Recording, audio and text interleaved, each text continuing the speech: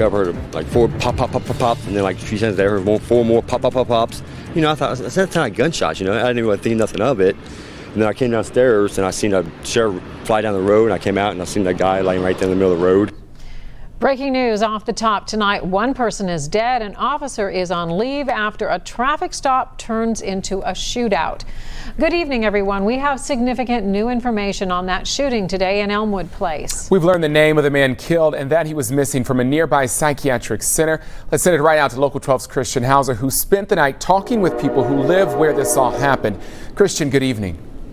Good evening, guys. I apologize. There's a train going by right now, so it's a little hard to hear. But I want to let you know the sheriff's office is handling this investigation, but there's no body camera footage of the shooting, and there's no dash cam video to show what led up to the traffic stop. And that's something community advocates say is just no longer acceptable today. Now, we did get new information, like you said, on the man who was killed. Here's a look at the man who was killed. The sheriff's office provided this picture of 48-year-old Rodney Barnes. Investigators say Barnes was listed as a missing person after walking away from the University of Cincinnati Psychiatric Emergency Services. He was shot this afternoon in front of Cecil Rogers' home. All of a sudden we started hearing gunfire.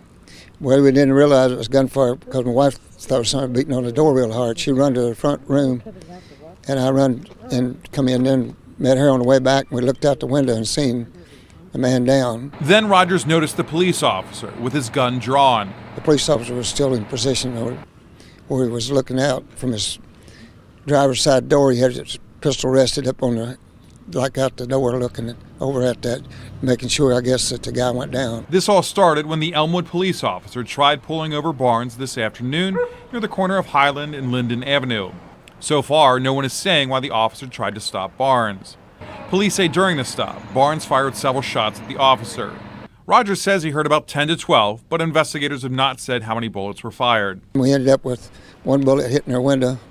It's lodged in the window casing now, and then several other bullets scattered around, but we're lucky that it didn't come on through for us. Elmwood Place's police chief says the officer has no previous issues and that this is the first officer-involved shooting in his 20 years or so with the force. Give us an opportunity to do a proper investigation.